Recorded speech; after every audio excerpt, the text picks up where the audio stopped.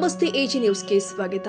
ಬೆಳಗಾವಿ ಜಿಲ್ಲೆಯ ರಾಯಭಾಗ ತಾಲೂಕಿನ ಹಾರುಗೇರಿ ಪಟ್ಟಣದ ಪ್ರತಿಷ್ಠಿತ ಜನತಾ ಸಹಕಾರ ಬ್ಯಾಂಕ್ ನಿಯಮಿತ ಹಾರುಗೇರಿ ಇದರ 2025-26ನೇ ಸಾಲಿನ 49ನೇ ವಾರ್ಷಿಕ ಮಹಾಸಭೆ ಬ್ಯಾಂಕ್ ಪ್ರಧಾನ ಕಚೇರಿಯಲ್ಲಿ ನಡೆಯಿತು. ರಿಸರ್ವ್ ಬ್ಯಾಂಕ್ ಆಫ್ ಇಂಡಿಯಾದ ಪರವಾನಗಿ ಹೊಂದಿರುವ ಜನತಾ ಸಹಕಾರ ಬ್ಯಾಂಕಿಗೆ ಹಾರುಗೇರಿಯಲ್ಲಿ ಪ್ರಧಾನ ಕಚೇರಿ ಇದ್ದು, ಉಗಾರ, ಖುರ್ದಾ, ರಾಯಬಾಗ ಹಾಗೂ ಅಥಣಿ ಪಟ್ಟಣದಲ್ಲಿ 3 ಶಾಖೆಗಳು ಇದೆ. ಮಹಾಸಭೆಯ ಕಾರ್ಯಕ್ರಮಕ್ಕೆ ಬ್ಯಾಂಕಿನ ಮಹಿಳಾ ಸಿಬ್ಬಂದಿ ಪ್ರಾರ್ಥನೆ ಗೀತೆ ಹಾಡೋದ್ರ ಮೂಲಕ ಚಾಲನೆ ಕೊಟ್ಟಿದ್ದಾರೆ. ಬಳಿಕ ಬ್ಯಾಂಕಿನ ವ್ಯವಸ್ಥಾಪಕ ಶಿವಪುತ್ರ ಎಸ್ ಅಮರಶೆಟ್ಟಿ ಅವರು 2025-26ನೇ ಸಾಲಿನ 49ನೇ ವಾರ್ಷಿಕ ವರದಿ ಹಾಗೂ ಅಢಾವೆ ಪತ್ರಿಕೆಯನ್ನ ಸಭೆಯ ಸರ್ವ ಸದಸ್ಯರಿಗೆ ಯಾವುದೇ ಗೊಂದಲಕ್ಕೆ ಅವಕಾಶವಿಲ್ಲದಂತೆ ವಿವರವಾಗಿ ಮಂಡಿಸಿದ್ದಾರೆ. ಸಭೆಯಲ್ಲಿ ಸದಸ್ಯರು ಕೇಳಿದ ವಿವಿಧ ಪ್ರಶ್ನೆಗಳಿಗೆ ಬ್ಯಾಂಕ್ ಅಧ್ಯಕ್ಷ ರಾಜಶೇಖರ್ ಪಾಟೀಲ್ ಅವರು ಸರಳವಾಗಿ ಹಾಗೂ ಸಮರ್ಪಕವಾಗಿ ಉತ್ತರ ಕೊಟ್ಟಿದ್ದಾರೆ. ಅಧ್ಯಕ್ಷನಾಗಿ ನೇಮಿಸಿದ್ದೇವೆ. ಆಡಳಿತ ಮಂಡಳಿ ಎಲ್ಲರೂ ಕೂಡಿ ಉಪಾಧ್ಯಕ್ಷರನ್ನು ಕೂಡ ಒಬ್ಬರು ಆಡಳಿತ ಮಂಡಳಿಯವರು ನೇಮಿಸ್ತಾರೆ ಅನ್ನುವಂಥ ವಿಷಯವನ್ನು ಕೂಡ ತಮ್ಮ ಗಮನಕ್ಕೆ ತರಬಯಸುತ್ತೇನೆ. ಈ ವಿಷಯವಾಗಿ ತಮ್ಮದು ಏನಾದರೂ ಕೇಳುವ ಪ್ರಶ್ನೆಗಳಿದ್ದರೆ ಅದು ವಿಷಯವಾಗಿ ಮಾತಾಡಬಹುದು.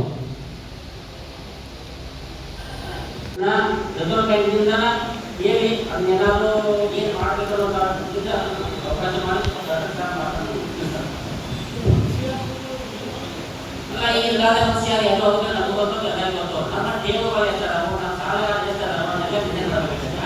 ಸಾಲ ಬರಬೇಕು, ಒಂದಕ್ಕೆ ಅರ್ಥ ಮಾಡಲ್ಲ. ವಿಷಯ ಮಾಡ್ಕೊಳ್ಳೋಕೆ ಇದೊಂದು ಇಲ್ಲಿ 50 ವರ್ಷ ಸಿಲೆಬಸ್ ಅಂದಾಗ ನೀವು ಬ್ಯಾಂಕ್ ಕಂಟ್ರಿ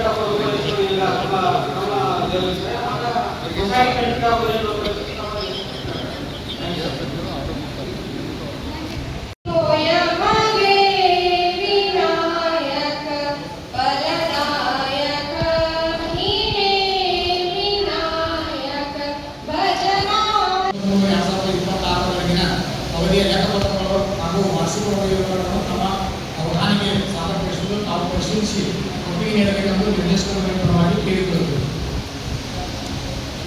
ಸದಸ್ಯರು ವರದಿ ವರ್ಷದ ಕೊನೆಗೆ 2798 ಸದಸ್ಯರಿದ್ದು 2092 ಸಹ ಸದಸ್ಯರಿದ್ದು ಒಟ್ಟು 4799 ಸದಸ್ಯರು ಹೊಂದಿರುತ್ತಾರೆ. ಬ್ಯಾಂಕು ಸಣ್ಣ ವ್ಯಾಪಾರಸ್ಥರನ್ನು, ಗುಡಿ ಕೈಗಾರಿಕೆಗಳನ್ನು, ಕುಶಲಕರ್ಮಿಗಳನ್ನು, ಆಡಳಿತ ಮಂಡಳಿ ವಿಚಾರಗೊಂಡ ಸುದೀರ್ಘವಾಗಿ ಇವತ್ತಿನ ದಿವಸ ಈ ಸಂಸ್ಥೆ ಉತ್ತರೋತ್ತರವಾಗಿ ಕೆಳೆಯಲಿಕ್ಕೆ ಕಾರಣ ಏನಾದರೂ ಇದ್ರೆ ಅದು ಸಿಡಿ ಮುಗುರು ಸಾಹೇಬ್ ಅಂತ ಇದು ತಟ್ಟಿ ಹೇಳ್ತೇನೆ. ಅದರ ಜೊತೆಗೆ ಆಡಳಿತ ಮಂಡಳಿ ಇರಬಹುದು, ಸಿಬ್ಬಂದಿಯವರಿರ್ಬೋದು, ಅಥವಾ ಸದಸ್ಯರಿರ್ಬೋದು, ಠೇವುದಾರರಿರ್ಬೋದು, ಸಾಲಗಾರರಿರ್ಬೋದು. ಈಗೀಗ ಹೊಸದಾಗಿ ಕಾಯ್ದೆ ಆಗಿದೆ ಸರ್ಫೇಸಿ ಆ್ಯಕ್ಟ್ ಅಂತ. ಆ ಸರ್ಫೇಸಿ ಆ್ಯಕ್ಟ್ನಲ್ಲಿ 6ರಿಂದ 8 ನಮ್ಮ ಕೇಸು ಮಾಡಿದರೆ ಸಾಧಾರಣ ಸುಮಾರು 3% ಒಳಗಡೆ ನಮ್ಮ ಕಟಬಾಕಿ ಸುತ್ತಿದಾರ ಕಡಿಮೆ ಆಗುತ್ತೆ ಅನ್ನುವಂಥ ಮಾತನ್ನು ಕೂಡ ಈ ಸಂದರ್ಭದಲ್ಲಿ ಹೇಳ್ತಾ, ಪ್ರತಿ ವರ್ಷ ನಾವು ಮಾರ್ಚ್ 31 ನೀವು ಯಾವಾಗ ತುಂಬಿದ್ದು ಅದು ನಡ್ಡು ಬಂದಂತ ನಡೀತಿತ್ತು. ಅವು 5-6 ಕೇಸ್ ಹಾಕಿದ್ರೆ ಆದರೆ ನಾವು ಮಾರ್ಚ್ 31ಕ್ಕೆ ಯಾರೋ ಬೇಕಾದ್ರೂ ಕ್ಲೋಸ್ ಮಾಡಿದ್ರೆ 3% ಒಳಗೆ ಆಡಳಿತ ಮಂಡಳಿ ಕಟಬಾಕಿಯನ್ನು ಹೊಂದಿರ್ತದೆ ಅಂತ ತಮ್ಮ ಸ್ಪಷ್ಟವಾಗಿ ಹೇಳ ಬಯಸುತ್ತೇವೆ. ಮುಂದುವರೆದು ನಾವು 5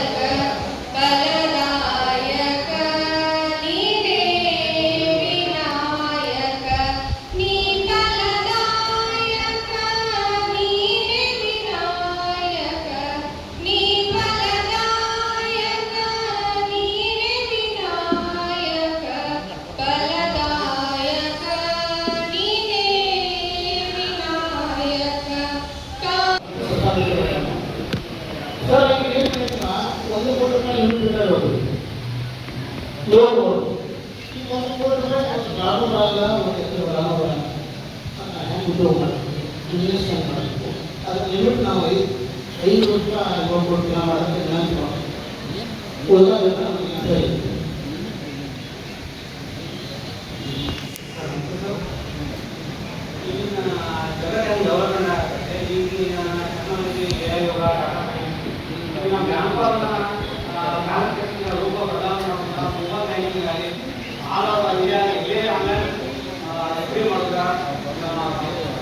ಎಲ್ಲರಿಗೂ ಒಂದು ಸರ್ಕಾರಿ ಸಂಸ್ಥೆಯಿಂದ ಸಹಾಯವಾಗಬೇಕು ಅನ್ನುವಂಥ ಉದ್ದೇಶದಿಂದ ಪ್ರಾರಂಭವಾದಂಥ ಸಂಸ್ಥೆ 1905ರಲ್ಲಿ ಪ್ರಾರಂಭವಾದಂಥ ಈ ಸಹಕಾರಿ ಕ್ಷೇತ್ರ 2026 ಅಂದರೆ ಸುಮಾರು 121 ವರ್ಷಗಳ ಇತಿಹಾಸವನ್ನು ಈ ಸಹಕಾರ ಸಂಸ್ಥೆ ನಡೆದು ಬಂದಿದೆ.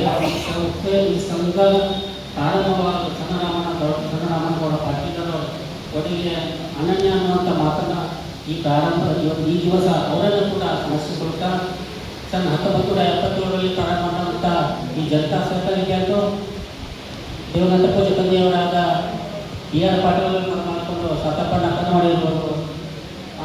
ಸುದೀರ್ಘವಾಗಿ 13 ವರ್ಷಗಳ ಕಾಲ 1990ರವರೆಗೆ ದಿವಂಗತ BR ಪಾಟೀಲರು ಅವರ ಅವಧಿಯಲ್ಲಿ ನಡೆದು ಬಂದಂಥ ಸಂಸ್ಥೆ ಅವರ ಅವಧಿಯಲ್ಲಿ ಕೂಡ ನಿವ್ವಳ ಲಾಭದೊಂದಿಗೆ ಆಡಿಟ್ ವರ್ಗೀಕರಣ ಆದಲ್ಲಿ ಒಳ್ಳೆಯ ಡಿವಿಡೆಂಡ್ ಕೊಡುತ್ತಾ 1990ರಲ್ಲಿ ಅಗಾಧಿಕ ನಿಧನರಾಗಿರ್ತಕ್ಕಂಥ ಆ ಸಂದರ್ಭದಲ್ಲಿ ಆಗಿನ ನಿರ್ದೇಶಕ ಮಂಡಳಿ 1990ರಲ್ಲಿ ನನ್ನನ್ನು ಅಧ್ಯಕ್ಷನಾಗಿ ಆಯ್ಕೆ ಮಾಡುವ ಮುಖಾಂತರ 2026ರವರೆಗೆ ಸುಮಾರು 36 ವರ್ಷಗಳ ಕಾಲ ಈ ಸಂಸ್ಥೆಯ ನಿರ್ದೇಶಕನಾಗಿ ಅಧ್ಯಕ್ಷನಾಗಿ ಕೆಲಸ ಮಾಡಿದ್ದು ನಮಗೆಲ್ಲ ತಿಳಿದ ವಿಷಯವಾಗಿರುತ್ತದೆ. ಈ ಸುದೀರ್ಘವಾದ ಇತಿಹಾಸದಲ್ಲಿ ಬಹಳ ಏರಿಳಿತವನ್ನು ಕಂಡಿರುವಂಥ ಸಂಸ್ಥೆ ಇದು. ಸಹಕಾರ ಸಂಸ್ಥೆ 2010ರಲ್ಲಿ ಶ್ರೀಯುತ BA ನಾಯ್ಕ ಅವರನ್ನು ಈ ಸಂಸ್ಥೆಯಲ್ಲಿ ಬರುವಾಗ ಸ್ವಲ್ಪ ಏರುಪೇರುಗಳಾಯಿತು. ಆದರೂ ಅದನ್ನು ಸಹಿಸಿಕೊಂಡು ಮುಂದೆ ಬಿರಾದರವರು ಅದನ್ನು ಮುಂದುವರಿಸಿದರು. ಅವರನ್ನು ಕೂಡ ಕಳೆದ ವರ್ಷ ಅವ್ರಿಗೇನು ಕೊಡಬೇಕಾಗಿತ್ತು, ಯಾಕಂದರೆ ಈ ಸಂಸ್ಥೆನೇ ಇಷ್ಟೆಲ್ಲ ನಾವು ಬೆಳೆಸಿದೆವು. ಅವರು ಕೂಡ ಪ್ರಾರಂಭದಿಂದ ಮ್ಯಾನೇಜರ್ ಆಗಿದ್ದರು. ಅವರು ಮನಸ್ಸಿಗೆ ನೋವಾಗಬಾರ್ದು ಅನ್ನುವಂಥ ಉದ್ದೇಶದಿಂದ ನಾವಾಗಿ ಮಂಗಳವಾಡಿ ಸರ್ ಅವರು, ಅವರು ಸರ್ ಅವರು ಮ್ಯಾನೇಜರ್ ಕೂರಿಸಿ ಅವರನ್ನು ಬಗೆಹರಿಸಿದರು. ತದನಂತರದಲ್ಲಿ ಬಿರಾದರವರನ್ನು ಕೂಡ ಈ ಸಂಸ್ಥೆಯಲ್ಲಿ ಕೆಲಸ ಮಾಡಿ ಈ ಸಂಸ್ಥೆಗೆ ಉತ್ತರವಾಗಿ ಅವರು ಕೆಲಸ ಮಾಡಿದರು. ತದನಂತರದಲ್ಲಿ A ಪಾಟೀಲ್ ಅವರು ಕೂಡ ಒಳ್ಳೆಯ ಕೆಲಸವನ್ನು ಮಾಡೋದು. ಇದೀಗ SS ಅಮರ್ಶೆಟ್ಟಿ ಅವರು ಕೂಡ ಒಳ್ಳೆಯ ಕೆಲಸ ಕಾರ್ಯಗಳನ್ನು ಮಾಡ್ತಾ ಇದ್ದಾರೆ. ತಮ್ಮ ಸಲಹೆ ಸೂಚನೆಗಳು ಏನಾದರೂ ಇದ್ದರೆ ಯಾರೋ ಏನಾದರೂ ತಪ್ಪು ತಿಳ್ಕೊತಾರೆ ಅನ್ನುವಂಥ ಭಾವನೆ ಇಟ್ಕೋಬೇಡಿ. ಸಂಸ್ಥೆಯ ಏಳಿಗೆಗಾಗಿ ಯಾವುದೇ ಉತ್ತರ ಒಬ್ಬರಿಗೆ ಮನಸ್ಸಿಗೆ ನೋವಾಗುವಂಥ ಪ್ರಶ್ನೆ ಕೇಳಬೇಡಿ. ತಮ್ಮ ಸಂಸ್ಥೆಗೆ ಉತ್ತರವಂತವಾಗಿ ಬೆಳೀಬೇಕಾದ್ರೆ ಯಾವ ಪ್ರಶ್ನೆ ಕೇಳಿ ಆಡಳಿತ ಮಂಡಳಿಗೆ ತಮ್ಮ ಸಮಸ್ಯೆಗಳನ್ನು ಬಗೆಹರಿಸ್ತಾರೆ.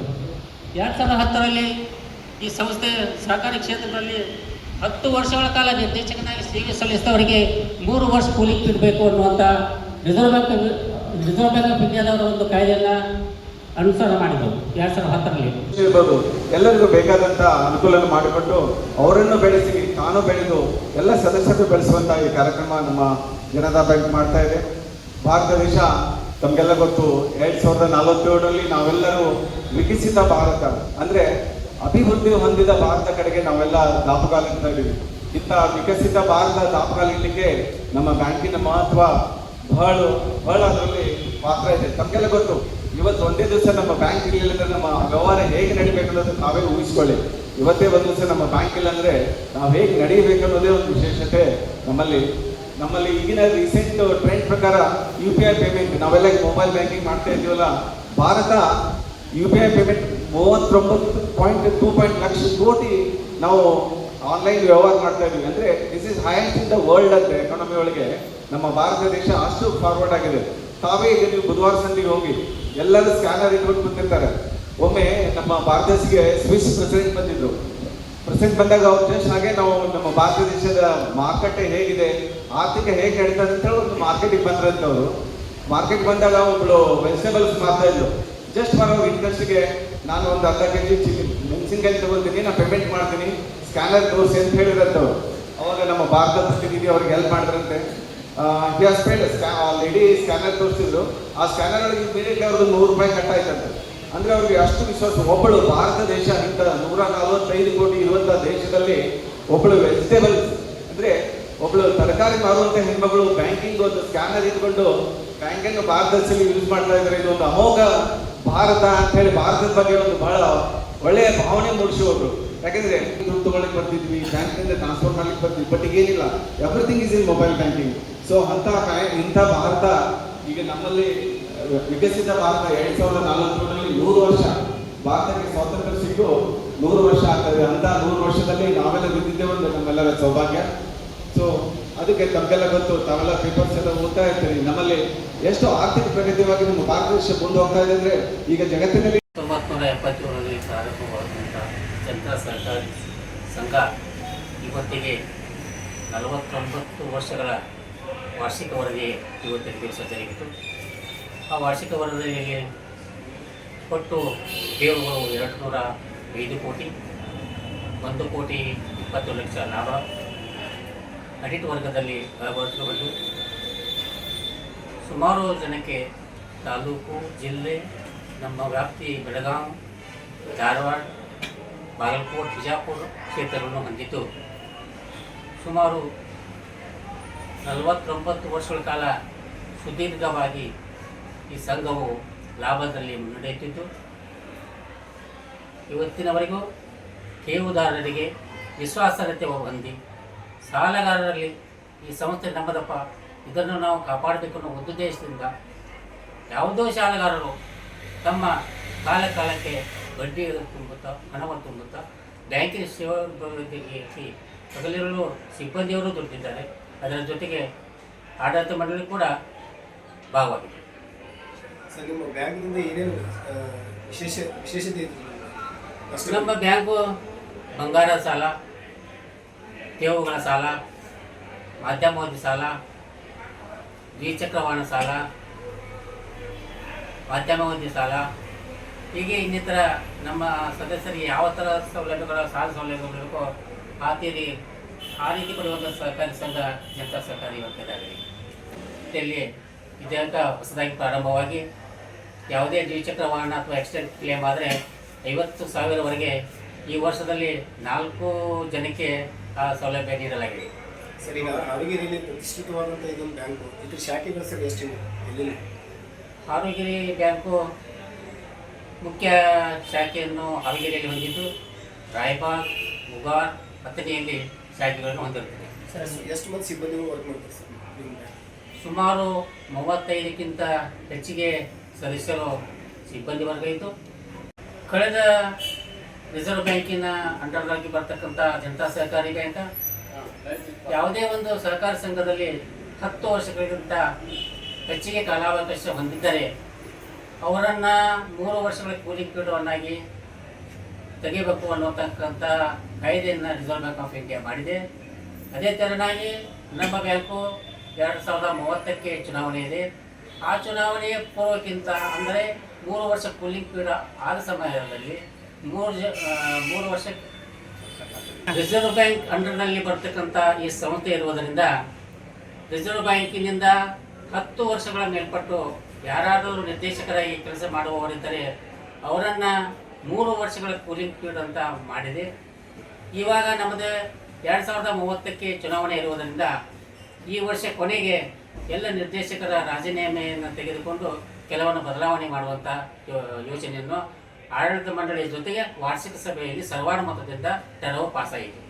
ಸರ್, ಕೆಲವೊಂದು ಜನ ಈಗ ಸಾಲ ತುಂಬ ಹಿಂದಾಗುತ್ತಾರೆ, ರಿಕವರಿ ಯಾವ ಮಾಡುತ್ತೆ ಸರ್? ನಮ್ಮ ಬ್ಯಾಂಕು ಮೊದಲಿನಿಂದಲೂ ಕೂಡ ಒಳ್ಳೆಯ ಸಾಲಗಾರರನ್ನು ಗುರುತಿಸಿ ಅವರಿಂದ ಸಾಲ ಕೊಟ್ಟು ಅವರನ್ನು ಯಾವತ್ತೂ ಒಳ್ಳೆಯ ಮನಸ್ಸಿನಿಂದ ಸಾಲ ವಸೂಲಾತಿ ಮಾಡುವ ಮುಖಾಂತರ ನಮ್ಮ ಬ್ಯಾಂಕು ಅತ್ಯುನ್ನತ ಸಾಲಗಾರರ ವಸೂಲಾತಿಯಲ್ಲಿ ಮೊದಲ ಸ್ಥಾನ ಪಡೆದಿದೆ. ಸರ್, ನಿಮ್ಮ ಬ್ಯಾಂಕ್ನಿಂದ ಬಡ ಕಷ್ಟಪಡ್ತೀರಿ? ನಮ್ಮಲ್ಲಿ 100ಕ್ಕೆ 100ರಷ್ಟು ಸಾಲಗಾರರು ಹಣ ಮರುಪಾವತಿ ಮಾಡ್ತಿದ್ದಾರೆ. ಕೆಲವೊಂದು 4ರಿಂದ 5 ಸ್ವಲ್ಪ ದೊಡ್ಡ ಸಾಲ ಇರುವುದರಿಂದ ಈಗೀಗ ಸರ್ಫೇಸಿ ಆಗ್ತದಲ್ಲಿ ಹೊಸದಾಗಿ ಕಾನೂನಾಗಿದೆ. ಆ ಕಾನೂನು ಈಗ ಅವ್ರಿಗೆ ಕೊಟ್ಟರೆ 60 ದಿವಸದೊಳಗೆ ಸಾಲ ಮರುಪಾವತಿ ಆಗಬೇಕಾಗಿದೆ. ಈಗಾಗಲೇ ಅದು ಚಾಲೂ ಇರುತ್ತೆ. ಇದು 1 ಪ್ರಕರಣ ಈಗಾಗಲೇ ನಡೀತಾ ಇದೆ. ಇನ್ನೂ 5 ಪ್ರಕರಣ ಚಾಲ್ತಿಯಲ್ಲಿ ಮುಂದುವರೆದರೆ ನಮ್ಮ ಬ್ಯಾಂಕು 3% ಕಡಿಮೆ. ಈ ಸಂದರ್ಭದಲ್ಲಿ ಉಪಾಧ್ಯಕ್ಷ ತಮ್ಮಣ್ಣ ಪಾತೇಲಿ, ನಿರ್ದೇಶಕರು ಆದ ಪ್ರಕಾಶ್ ಕಶೆಟ್ಟಿ, ಸಿಡಿ ಮುಂಗರವಾಡಿ, ಸಂಜೀವ ಅವಕನವರ, ಶಂಕರ ಮಾನಶೆಟ್ಟಿ, ಪ್ರಭುಲಿಂಗ ಪಾಲಭಾವಿ, ಭೀಮಗೊಂಡ ಕರ್ಣವಾಡಿ, ಹನುಮಂತ ಮಡಿವಾಳ, ರಾಮಪ್ಪ ನಾಯ್ಕ, ಬಸಗೌಡ ಪಾಟೀಲ್, ಹನುಮವ್ವ ಮಾದರ್, ಮಂಜು ಕಶೆಟ್ಟಿ, ಸಂತೋಷ್ ತೇಲಿ, ರಾಮಪ್ಪ ನಾಗರಾಳೆ, ಶ್ರೀಮತಿ ಅಮೃತ ಮುಂಗರವಾಡಿ ಸೇರಿ ಆಡಳಿತ ಮಂಡಳಿಯ ಸದಸ್ಯರು, ಪ್ರಧಾನ ಕಚೇರಿ ಹಾಗೂ 3 ಶಾಖೆಗಳ ಸಿಬ್ಬಂದಿ ವರ್ಗ ಹಾಗೂ ಬ್ಯಾಂಕಿನ ಸರ್ವ ಸದಸ್ಯರು ಉಪಸ್ಥಿತರಿದ್ದರು. Siddaramagowda Patil, AG news, Raybag. ಕನ್ನಡಿಗರ ಮೆಚ್ಚಿನ ನಿಮ್ಮ AG 24/7 ನ್ಯೂಸ್ ಕನ್ನಡ ವಾಹಿನಿ ಇದೀಗ ಟಿವಿಯಲ್ಲಿ ಲಭ್ಯ. ಒಂದು ವೇಳೆ ನೋಟಿಸ್ ಕೊಟ್ಟಿದ್ರೆ ವಾಪಸ್ ತಗೋತೀವಿ. ಇವತ್ತು ವಕ್ಫ್ ಪ್ರಾಪರ್ಟಿ ಅಂತೇಳಿ ಬರ್ತದೆ ಅಂತ ಹೇಳಿದ್ರೆ ರೈತರು ಬೀದಿಗೆ ಬಂದು ಏನ್ ಮಾಡ್ಬೇಕಾಗತ್ತೆ? ಯಾರು ವೋಟ್ ಹಾಕಲಿಲ್ಲ ಅಂದ್ರೆ ಗ್ಯಾರಂಟಿನೆಲ್ಲ ಸ್ಟಾಪ್ ಮಾಡ್ಬಿಡ್ತೀವಿ. ಮತ್ತೊಂದು ಹೆಸರೇ ಕರ್ನಾಟಕ ಮತ್ತು ದೇಶ ವಿದೇಶ 360 ಡಿಗ್ರಿ ಸುದ್ದಿ ಹಾಗೂ ಉತ್ತರ ಕರ್ನಾಟಕ ಬೆಳಗಾವಿ, ಬಾಗಲಕೋಟೆ, ಧಾರವಾಡ, ಹಾವೇರಿ, ಗದಗ, ಬಿಜಾಪುರ ಜಿಲ್ಲೆಯ ಕ್ಷಣ ಕ್ಷಣದ ವಿವರವನ್ನ ಪಡೆಯುವುದಕ್ಕೆ AJ 24/7 ನ್ಯೂಸ್ ಕನ್ನಡ ವಾಹಿನಿಯನ್ನ ಲೈಕ್ ಮಾಡಿ, ವಿಡಿಯೋಗಳನ್ನು ಶೇರ್ ಮಾಡಿ, ಕಮೆಂಟ್ ಮಾಡುವ ಮೂಲಕ ನಮ್ಮ ವಾಹಿನಿಗೆ ಸಹಕಾರ ನೀಡಿ ಮತ್ತು ಚಾನೆಲ್ ಅನ್ನು ಸಬ್ಸ್ಕ್ರೈಬ್ ಮಾಡಿ. ಧನ್ಯವಾದಗಳು.